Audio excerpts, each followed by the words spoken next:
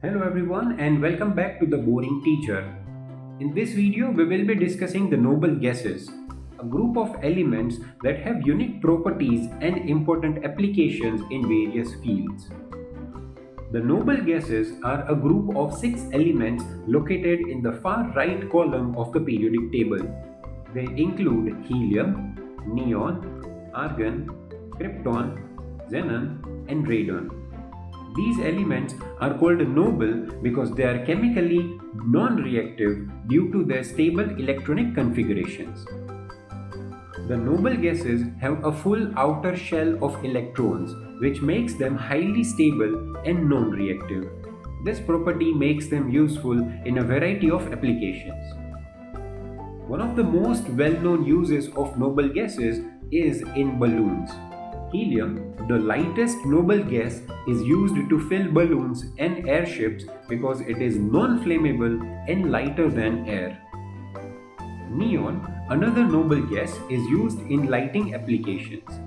When an electric current is passed through a tube filled with neon gas, it emits a bright colorful light. This property makes neon popular for use in advertising signs. Argon, the third most abundant noble gas, is used in welding and other industrial applications. Its inertness makes it an ideal gas to protect welds from contamination by air. Krypton and xenon are used in lasers, which have applications in medicine, telecommunications, and scientific research. Krypton is used in high-powered lasers while xenon is used in medical imaging.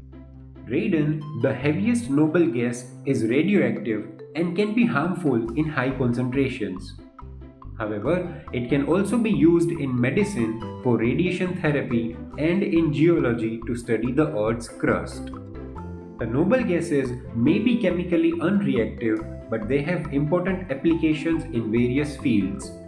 Their unique properties make them essential for many modern technologies and scientific research. Thank you for watching this video on the noble gases. Please like and subscribe to the channel. See you in the next video.